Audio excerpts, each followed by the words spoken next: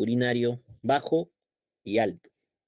Las infecciones urinarias bajas, también conocidas como cistitis, se van a caracterizar clínicamente por cuadros que se producen por síntomas irritativos miccionales, es decir, molestias relacionadas con la micción. Esto puede ser disuria, que es el ardor al orinar, polaquiuria, que es el aumento en la frecuencia de las micciones. Hablamos de polaquiuria generalmente cuando hay más de 8 micciones durante el día. Tenesmo vesical, que es una sensación de pujo o una sensación de no haber evacuado toda la orina después de la micción. Y por lo general el paciente también puede tener dolor suprapúbico, o sea, un dolor en la zona del hipogastrio. El principal diagnóstico diferencial de la cistitis son las uretritis, que en edad fértil las principales causas son enfermedades de transmisión sexual, como clamidia y gonococo. Por otro lado, tenemos las infecciones urinarias altas, también conocidas como pielonefritis. Aquí los síntomas son un poco más sistémicos. Puede haber dolor en la fosa renal, el paciente puede estar con fiebre y pueden asociarse o no los síntomas de la cistitis. ¿Por qué es esto? Porque la mayoría de las infecciones urinarias son por vía ascendente, es decir, empiezan como una cistitis que progresa a una pielonefritis. Pero en algunos casos los síntomas suelen ser desapercibidos en el caso de la cistitis y pueden debutar simplemente con síntomas de pielonefritis, es decir, dolor, náuseas, vómitos y fiebre. Diagnóstico diferencial, el principal son los cálculos renales, pero también puede tratarse de un infarto renal. Y hacemos otra diferenciación en la nomenclatura del diagnóstico cuando hablamos de infecciones urinarias complicadas y las infecciones urinarias no complicadas. El principal ejemplo de una infección urinaria no complicada es aquella infección que aparece en una mujer después de su luna de miel, la cistitis de luna de miel. Entonces, estas infecciones urinarias por lo general ocurren en mujeres en edad fértiles, sin defectos anatómicos ni estructurales de la vía urinaria y que no han tenido antes episodios de infecciones urinarias. Todo lo demás sería una infección urinaria complicada. Es decir, infecciones urinarias en varones, infecciones urinarias en niños, en adultos mayores, en mujeres posmenopáusicas o cualquier tipo de alteración en la anatomía urinaria, como pueden ser cálculos, doble sistema pielocalicial, obstrucción, hidronefrosis, etcétera.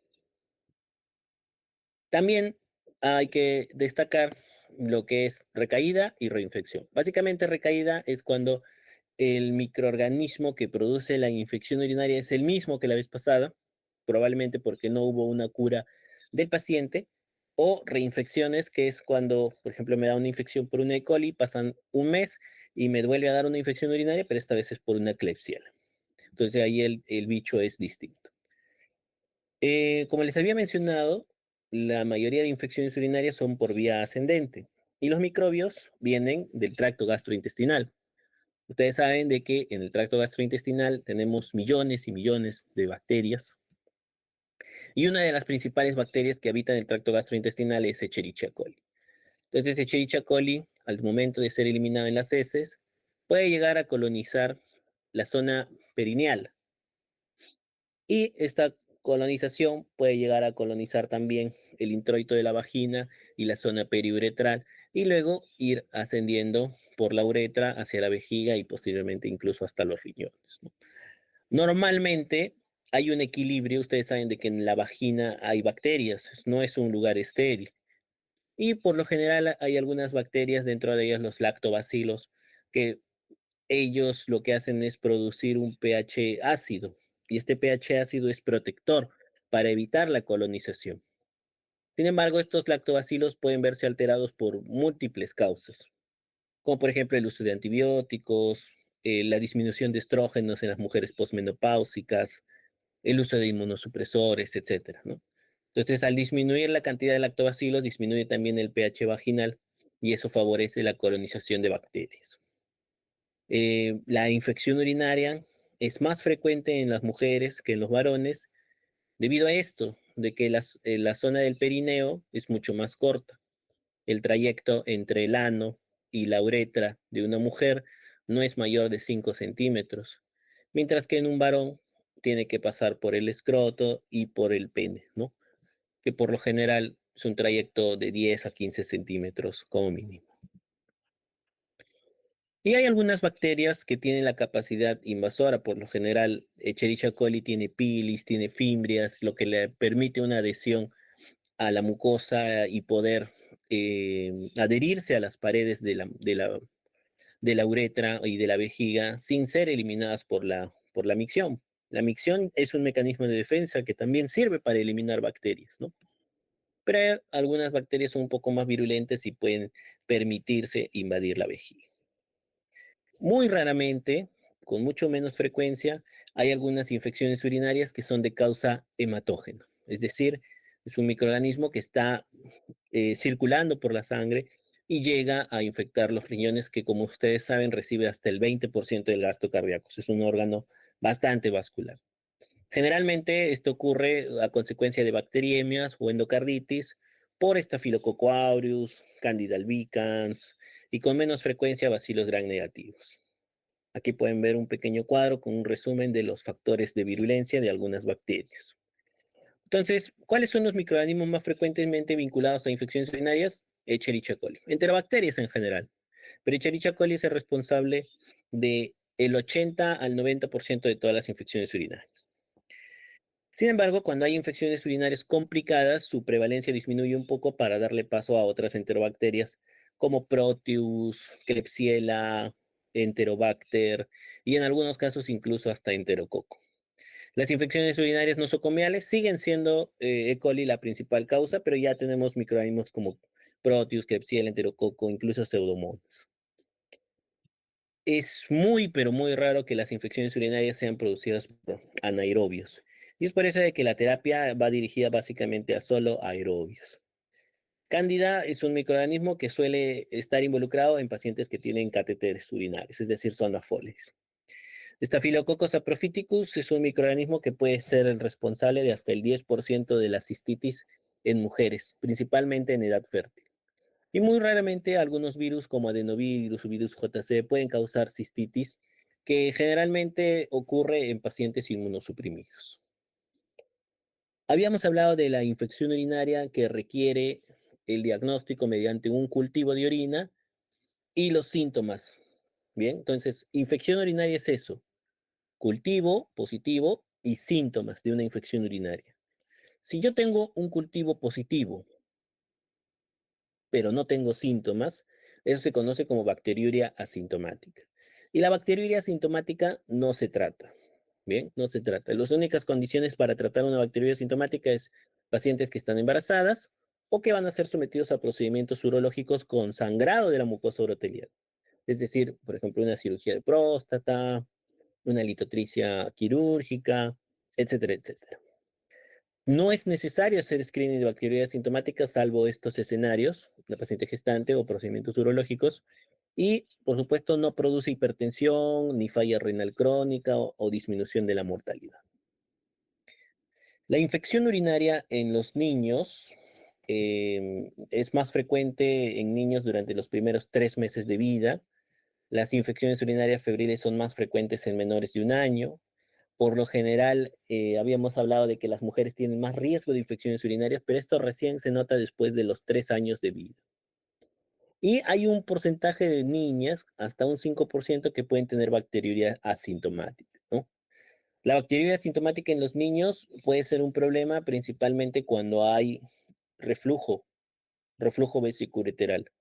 Cuando ocurre esto, principalmente cuando es de un grado 3 a 4, sí es una indicación para dar profilaxis o tratamiento en las bacterias asintomáticas en los niños, porque esto a la larga puede ocasionar cicatrices renales. Y estas cicatrices renales pueden ocasionar insuficiencia renal, hipertensión o incluso proteinuria. Entonces sí es un problema. Sabemos de que el 1 al 3% de las bacterias asintomáticas ocurre en mujeres jóvenes no gestantes. O sea, es mucho más raro en las mujeres jóvenes no gestantes. Pero cuando ya alcanzan la adultez, hasta el 10 al 20% de las mujeres mayores de 60 años pueden tener bacterias asintomáticas.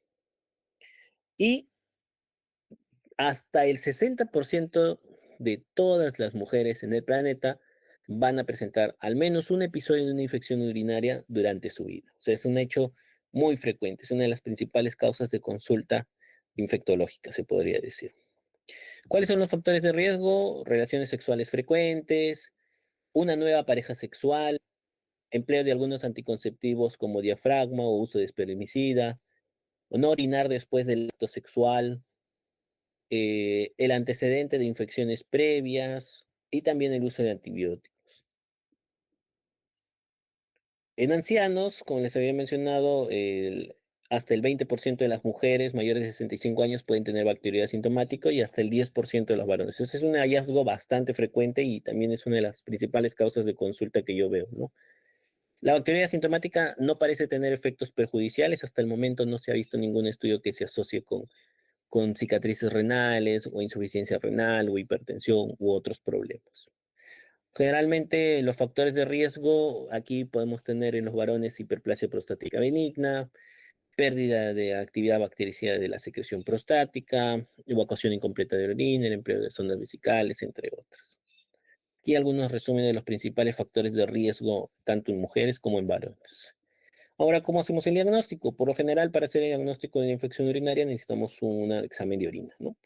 En el examen de orina, ustedes observan células epiteliales, hematíes, leucocitos y también si hay presencia de bacterias. Por lo general, lo que yo siempre tengo que ver cuando veo un examen de orina es cuántas células epiteliales tiene. Debe de tener siempre menos de 5, como máximo 10, para pensar de que es una muestra fidedigna. Bien, si tiene más de 10 células epiteliales, probablemente sea una muestra que ha tenido contacto con la piel y puede representar una colonización o una contaminación. Bien, entonces tenemos menos de 10 células epiteliales, nos vamos a ver los leucocitos, ¿no? Cuando hablamos de piuria, cuando son más de 10 leucocitos por milímetro de orina, ¿no? Entonces, hay que tener en cuenta de que la bacteriuria asintomática puede tener piuria y no es una indicación de tratamiento, por si acaso. Igual, si le hacemos una tira reactiva, la prueba de esterasa leucocitaria tiene una alta sensibilidad para el diagnóstico de infecciones urinarias. Los pacientes con ITU pueden presentar hematuria, es una de las principales causas de hematuria en el mundo también, ¿no? Junto con la litiasis renal. Y también en algunos casos puede tener proteinuria, pero por lo general es una proteinuria muy leve, ¿no? Y lo principal, bastante característico con bastante sensibilidad, son los nitritos positivos. Una tira reactiva con nitritos positivos también sugeriría la presencia de enterobacterias. Pero ojo, puede que yo tenga una prueba con leucocitos altos, con la prueba de esterasa leucocitaria, y cuando le hago el test de nitritos, puede que salga negativo en estos escenarios: enterococos, micobacterias o pseudomonas. Entonces, por lo general, se le pide a la paciente de que haga una micción espontánea, haga primero una limpieza de la zona, orine un poquito, aguante en la orina y haga en el chorro medio. Ese chorrito medio se recolecta en un frasco estéril y se envía al cultivo. Cuando hablamos de diagnóstico, cuando es más de 10 a las 5 unidades formadores de colonia de un chorro medio. Pero si el paciente tiene síntomas de cistitis, basta con 10 a la 3. Y si fue tomado con un catéter urinario, basta con más de 10 a la 2. Y si fue mediante una punción suprapúbica, basta una unidad formadora de colonia para que yo haga el diagnóstico. Por lo general, el tratamiento que vamos a presentar en los pacientes es hidratación, mantener un pH ácido en la orina, que ayuda principalmente con Proteus, uso de analgésicos. El arándano podría disminuir la recurrencia, principalmente en mujeres en edad fértil, con infecciones urinarias recurrentes por Escherichia coli, el uso de antibióticos. Y las infecciones urinarias son infecciones que tienen una respuesta rápida. En 24 horas tú sueles observar mejoría. Si es que tú no estás observando una respuesta después de 72 horas, ya tendrías que pensar en una complicación, ¿no? Y ahí puedes recurrir a imagen, a repetir el cultivo o a otros, ¿no? Por lo general, si yo tengo una cistitis, el principal tratamiento podría ser fosfomicina o nitrofurantoína por los pocos efectos colaterales que tiene. Pero también podemos usar betalactámicos como cefalexina, cefixime o intramusculares endovenosos como ceftriaxona, ampicilbactam, etcétera, ¿no? Quinolonas suelen ir bastante bien, al igual que trimetoprim sulfa en las infecciones urinarias, alcanzan buenas concentraciones tanto en vejiga como en parénquima renal. Sin embargo, hay una alta resistencia en la comunidad y cada vez se está usando menos como terapia empírica. En el caso de las pielonefritis, ya no podemos usar nitrofurantoína ni fosfomicina porque son antibióticos que no penetran el parénquima renal, solo se acumulan en la vejiga, en la orina, ¿no? Entonces, aquí ya tenemos que usar antibióticos como quinolonas, betalactámicos o trimetoprim-sulfa. El antibiótico que tú uses va a depender mucho de la epidemiología local. Por ejemplo, yo en mi hospital, si es que es una bacteriuria, una infección urinaria de presentación nosocomial, probablemente va a ser una infección urinaria BLE, ¿no? No, es muy raro de que haya infecciones urinarias no BLEs de presentación nosocomial. Muy distinto a lo que es en el ámbito ambulatorio, ¿no? En el ambulatorio todavía hay es más frecuente las infecciones urinarias no BLEs que BLEs, ¿no? Salvo haya otros factores de riesgo. Cuando damos profilaxis, se puede dar profilaxis en aquellas mujeres que tienen infecciones urinarias relacionadas con el sexo, ¿no? O sea, tienen un acto sexual y después del acto sexual tienen infecciones urinarias. Estas mujeres se podrían ver beneficiadas de usar un antibiótico después del acto sexual, ¿no?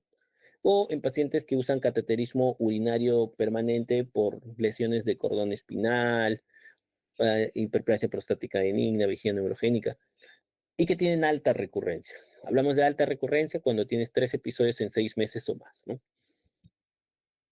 Eh, Otro escenario es la micosis urinaria, que generalmente está relacionado con cándida, ¿no? El aislamiento de cándida en la orina, por lo general, se suele ver en pacientes con catéter urinario, diabéticos o ancianos. Si no hay síntomas, eso no se trata. Si es que hay síntomas, hay que reconocer si son síntomas de cistitis o de pielonefritis. Si que sean síntomas de cistitis o pielonefritis y tiene un cateterismo urinario, con solo el hecho de retirar el catéter, puedes curar al 50% de los pacientes. Si es que es una cistitis, por lo general fluconazol es la terapia de elección. Si es que es una pielonefritis, fluconazol también puede servir si es que es una cándida a sol sensible. Pero si es una cándida Krusei, glabrata, Candida auris, por lo general vas a tener que necesitar anfotericina si es que se trata de una pielonefritis o en su efecto flucitocina, que lamentablemente no lo tenemos en el país. Si no hay síntomas, como le dije, no lo tratamos. Los abscesos perirrenales e intrarrenales hay que pensarlos principalmente cuando hay un paciente diabético que tiene cálculos urinarios, que le hemos dado el antibiótico y está mejorando poco o nada hacia los 3 días. Hay que pedirles a estos pacientes una ecografía renal o una tomografía de abdomen, perdón, ¿no? Si es que el diámetro del absceso es menor de 3 centímetros, el manejo es solo médico, o sea, antibióticos. Si es que mide entre 3 y 5, hay que hacer un drenaje percutáneo. Y si es que mide más de 5, puede requerir un drenaje percutáneo o incluso quirúrgico abierto, ¿no? Miren esto es una pielonefritis enfisematosa. Comparen el tamaño de este riñón con este riñón y observen que dentro del parénquima del riñón hay gas, ¿no? Hay gas dentro del riñón, incluso alrededor de la cápsula, ¿no? Y esto es probablemente por infecciones por gram negativos o anaerobios, ¿no? Aquí podemos ver un absceso bien definido dentro del parénquima renal. Y aquí también podemos ver un absceso renal con contenido aéreo en su interior en relación a un absceso necrotizante, ¿no? Igual aquí, en esta imagen de tomografía, podemos ver múltiples abscesos. Aquí también, ¿no? Eh, Son fáciles de ver por lo general en la tomografía. El gas también se suele ver bastante bien. Por lo general, para ver abscesos necesitamos una tomografía contrastada y de preferencia en fase venosa, ¿no? La pielonefritis enfisematosa es una enfermedad rara, grave y que puede poner en peligro la vida de los pacientes, ¿no? El manejo de estos casos es cirugía, ¿no? Tienes que eliminar el foco. Sin cirugía, la mortalidad puede ser de hasta un 70%, así le des los mejores antibióticos. Las bacterias que se suelen asociar son enterobacterias como E. coli, Klebsiella, Proteus, Citrobacter y también Candida, ¿no? Entonces, sospecharla principalmente en pacientes que son muy sépticos, que están diabéticos o que tienen alguna obstrucción de la vía urinaria, ¿no? Como cálculos. De la pielonefritis antigranulomatosas no les voy a comentar, es algo muy raro. Hasta allí, ¿alguna pregunta, doctores? ¿Todo claro?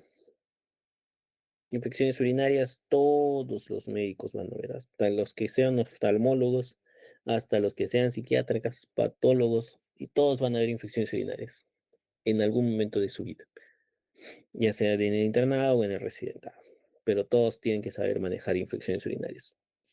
Es una de las infecciones de mejor pronóstico, se podría decir. Muy bien, pequeño chepi de 1 minuto y retomamos con litiasis.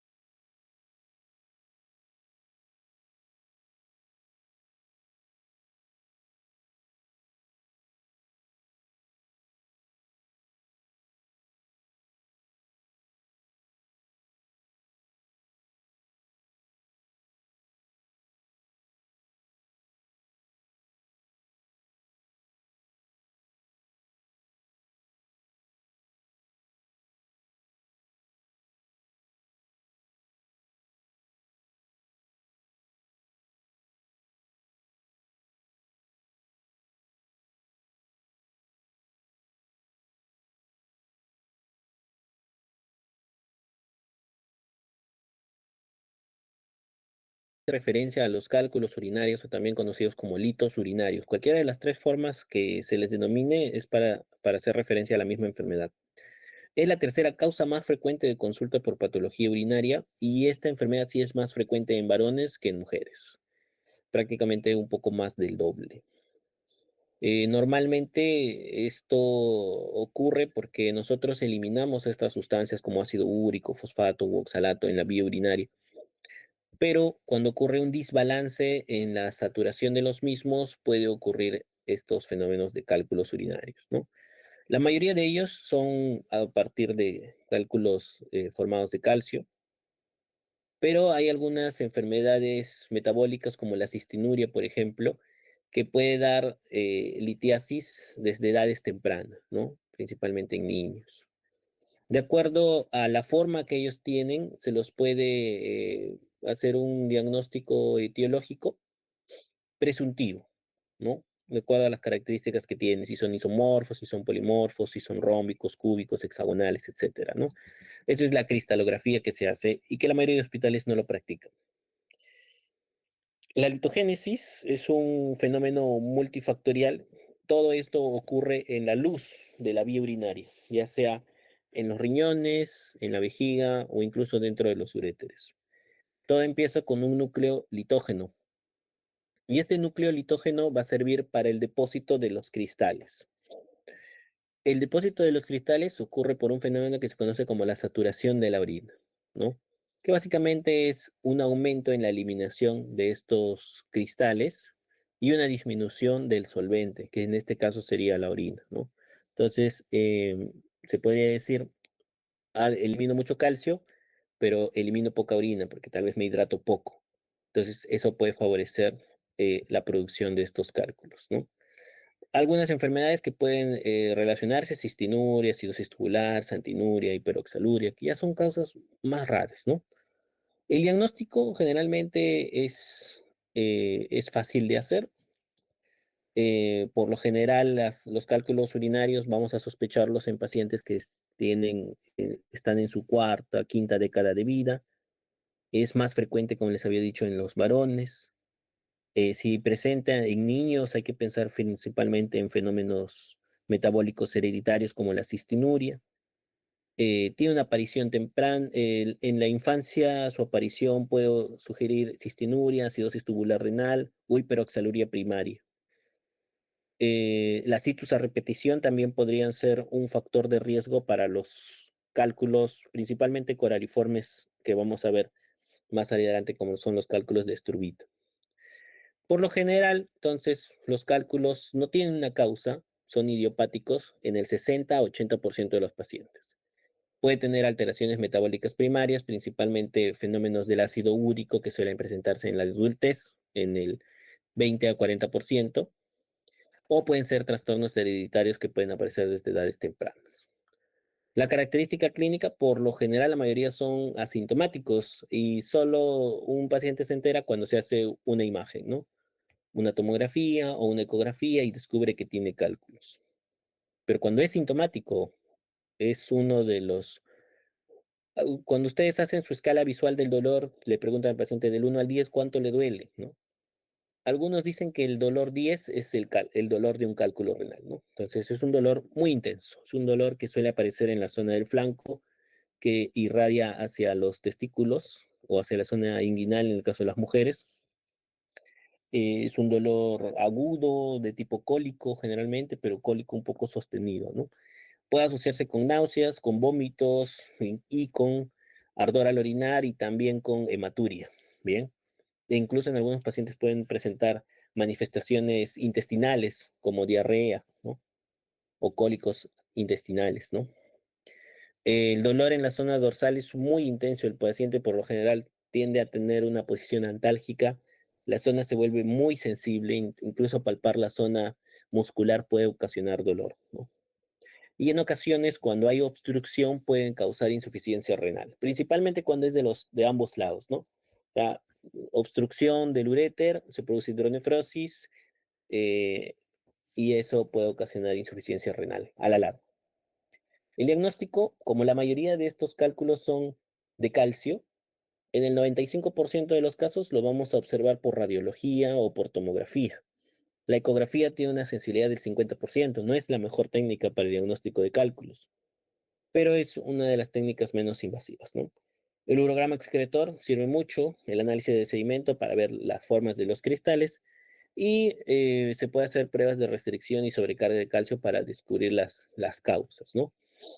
En cuanto al estudio metabólico, podemos hacer análisis de cristalografía en primer lugar para una primera exploración. En análisis metabólicos podemos dosar creatinina, calcio, fósforo, ácido úrico, magnesio, sodio, potasio, fosfatasa alcalina. Y en la orina se podría también determinar la creatinina, el calcio, el fósforo, el ácido úrico, el oxalato, citrato, sodio, potasio y magnesio, ¿no? Eso es para ver si es que dónde está el problema, ¿no? ¿En una gran cantidad en la sangre o es que se está excretando mucho, ¿no? Entonces, de acuerdo a eso se puede orientar hacia el diagnóstico, ¿no? Entonces, un poco de la cristalografía, de la forma en cómo pueden tener estos cálculos. Vayamos a las causas principales. La litiasis cálcica, como les había mencionado, es responsable del 80 al 90% de los cálculos en los varones y del 50% en las mujeres. Generalmente son dos tipos de sales de calcio, que son las que son la base de estas litiasis, que es el oxalato de calcio, que está presente en el 70% de todas estas litiasis, y el fosfato de calcio, que está presente en el 50% de estas litiasis. Los dioxalatos de calcio tienden a ser más pequeños, el paciente puede tener hiperuricosuria, eh, o puede tener también hipercalciuria, ¿no? Entonces, eso va a depender del defecto que vaya a tener. De acuerdo al problema que tenga, por ejemplo, si es un problema absortivo, por lo general el manejo es con una dieta restrictiva de calcio. Mientras que si el problema es renal, podrían ayudar las tiacidas, ¿no?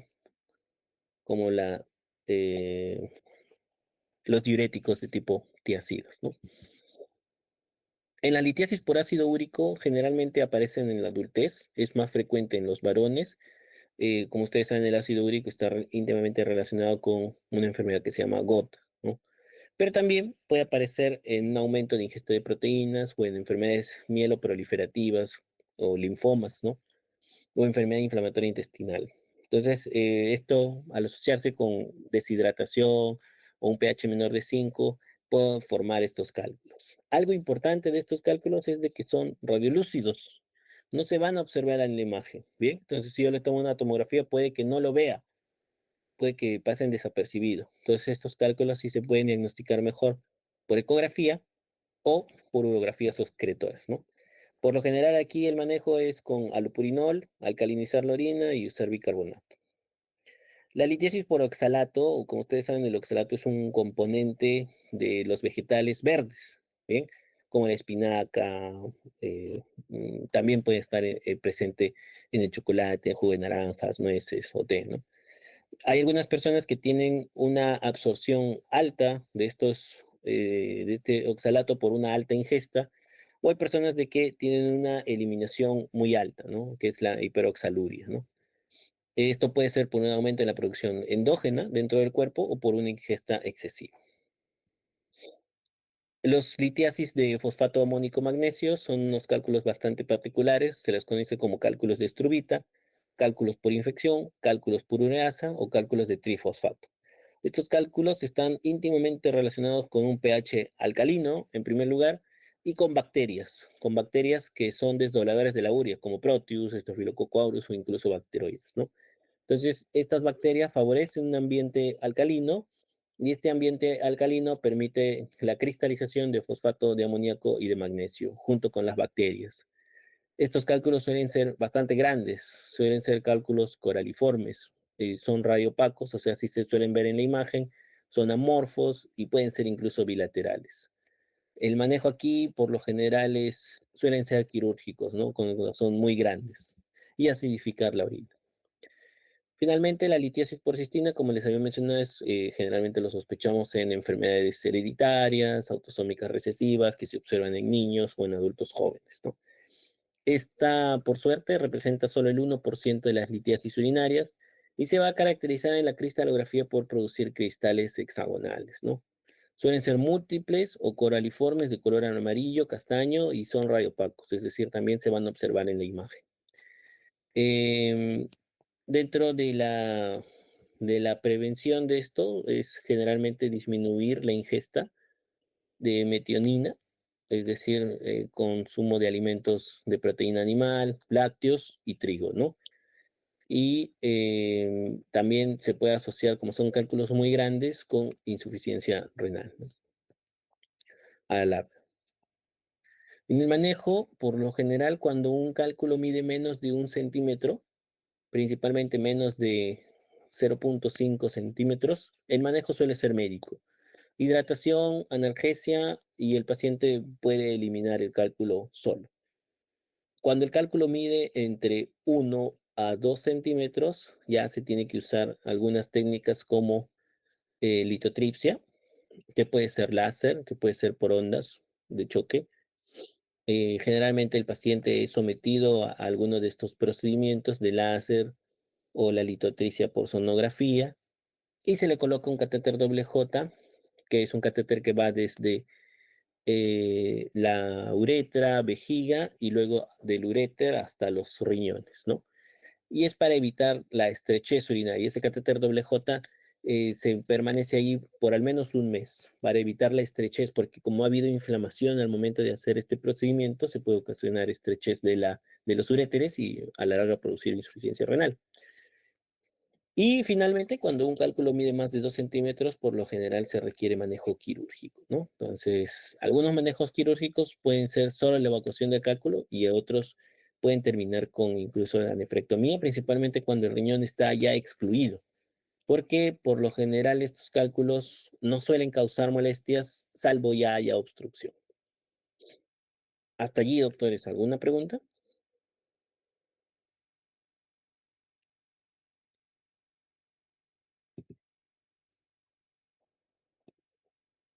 Muy bien, doctores, les agradezco por su tiempo, les pido disculpas por el retraso y sigan disfrutando de su domingo. Chao. Hasta luego, doctor. Hasta luego, doctor. Claro. Hasta luego.